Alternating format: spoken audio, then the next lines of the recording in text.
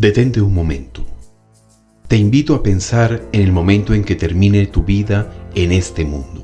Justo en aquel momento vas a estar en la presencia del Señor Jesucristo y del Señor Jehová de los ejércitos. Cuando te encuentres con ellos, vas a rendir cuentas de todo lo que hiciste en la tierra, por cada palabra que dijiste, por todos los pensamientos que tuviste y, claro, por todas las acciones que emprendiste en tu vida temporal en el mundo. La Biblia llama a ese momento como el día del juicio del Señor Jesucristo. El profeta Daniel habló de este glorioso acontecimiento. Daniel, capítulo 12, versículos del 1 al 11. En aquel tiempo se levantará Miguel, el gran príncipe que está de parte de los hijos de tu pueblo, y será tiempo de angustia, cual nunca fue desde que hubo gente hasta entonces. Pero en aquel tiempo será libertado tu pueblo, todos los que se hallen escritos en el libro, y muchos de los que duermen en el polvo de la tierra serán despertados, unos para vida eterna y otros para vergüenza y confusión perpetua.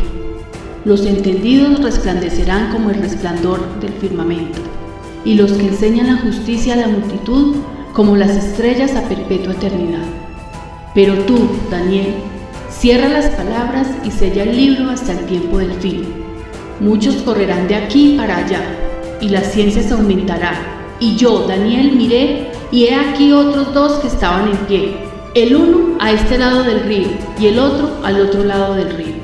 Y dijo uno al varón vestido de lino, que estaba sobre las aguas del río: ¿cuándo será el fin de estas maravillas? Y oí al varón vestido de lino que estaba sobre las aguas del río, el cual alzó su diestra y su siniestra al cielo, y juró por el que vive por los siglos, que será por tiempo, tiempos y la mitad de un tiempo, y cuando se acabe la dispersión del poder del pueblo santo, todas estas cosas serán cumplidas. Y yo oí, mas no entendí, y dije: Señor mío, ¿cuál será el fin de estas cosas? Él respondió: Anda, Daniel, pues estas palabras están cerradas y selladas hasta el tiempo del fin. Muchos serán limpios y emblanquecidos y purificados. Los impíos procederán impíamente, y ninguno de los impíos entenderá, pero los entendidos comprenderán. Y desde el tiempo que se ha quitado el continuo sacrificio hasta la abominación desoladora, habrá 1290 días. Recuerda que ese día todos seremos juzgados como lo dijo Daniel.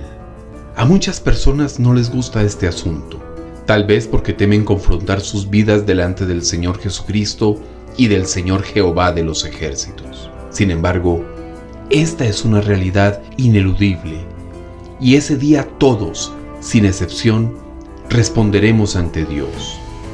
Isaías, capítulo 33, versículo 22.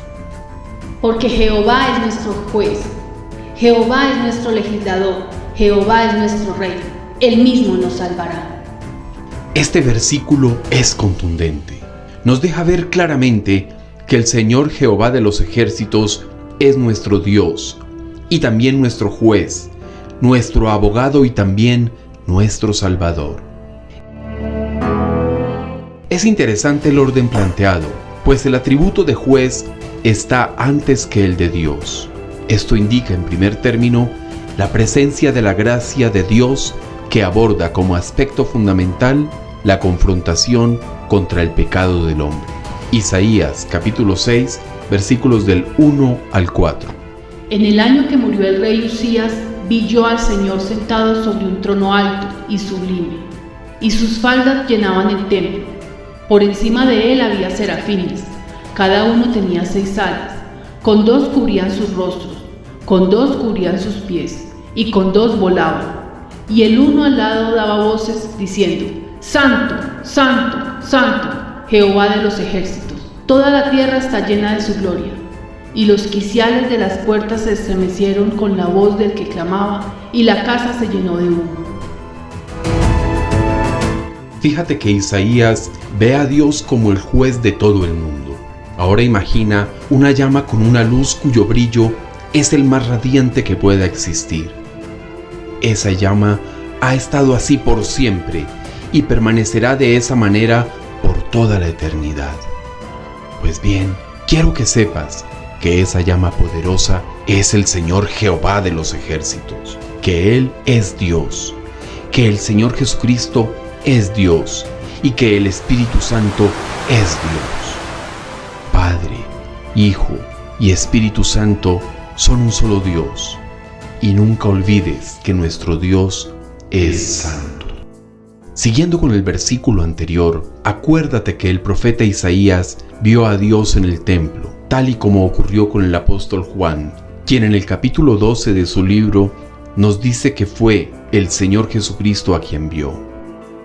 Es importante que sepas que los tiempos se están moviendo con mucha rapidez, como nunca antes en la historia.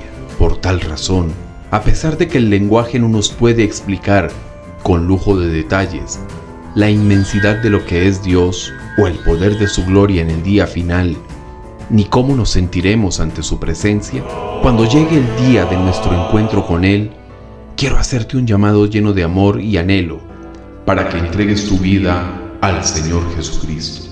Amado, hace más de 37 años, en una misión ubicada en Los Ángeles, California, tuve mi primer encuentro con el Señor Jesucristo.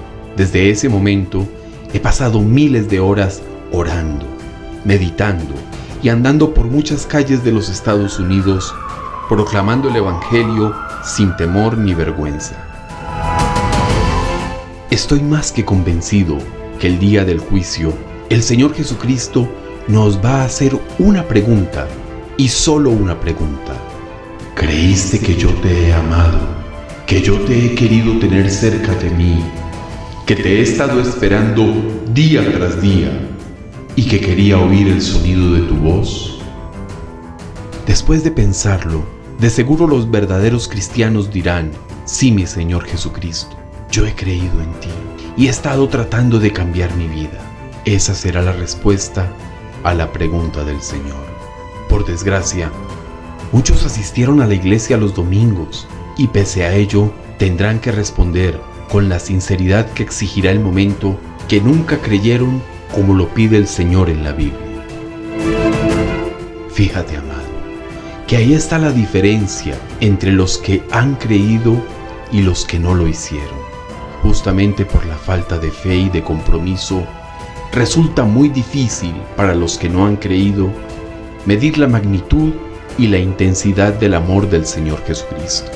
Sin embargo, todos los creyentes de alguna manera bloqueamos la acción del Señor con nuestro pesimismo, con nuestra desesperación, con nuestra baja autoestima o porque nos odiamos a nosotros mismos.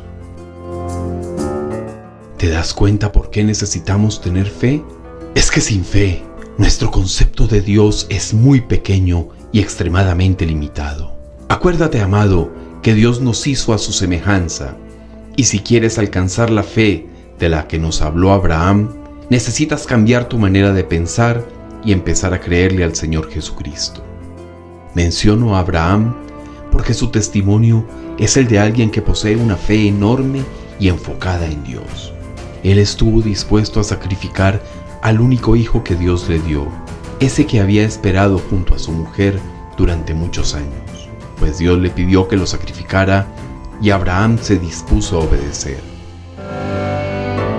Cuando Dios vio que no lo pensó, sino que simplemente obedeció, lo contó como si lo hubiese hecho y le entregó una oveja para que la sacrificara en lugar del muchacho.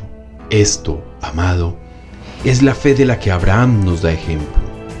Es el testimonio de que al confiar y obedecer a Dios, Él estará con nosotros todo el tiempo. Entonces, ¿qué esperas para empezar a confiar en Dios y no dudar de que Él estará contigo en medio de cualquier situación, por más difícil que sea? Esta es la fe que Abraham nos da de ejemplo, que si confiamos y obedecemos a Dios, Él no nos desamparará en ninguna circunstancia y siempre cubrirá todas nuestras necesidades. Entonces, decídete a confiar en Dios y a no dudar, pues así como estuvo para Abraham, Él estará para ti, ya que Dios es el mismo de ayer, de hoy y será el mismo mañana. Recuerda que Dios te ama tanto que envió a su Hijo a morir por ti en la cruz, para que a través del Señor Jesucristo vieras la oportunidad de estar a su lado en la vida eterna. Amado hermano, qué gran amor tiene Dios por todos nosotros. Su amor por ti y por mí es inexplicable y te acepta tal y como eres para darte la oportunidad de cambiar si lo aceptas como tu único Señor y Salvador. ¿Qué esperas? ¡Acéptalo!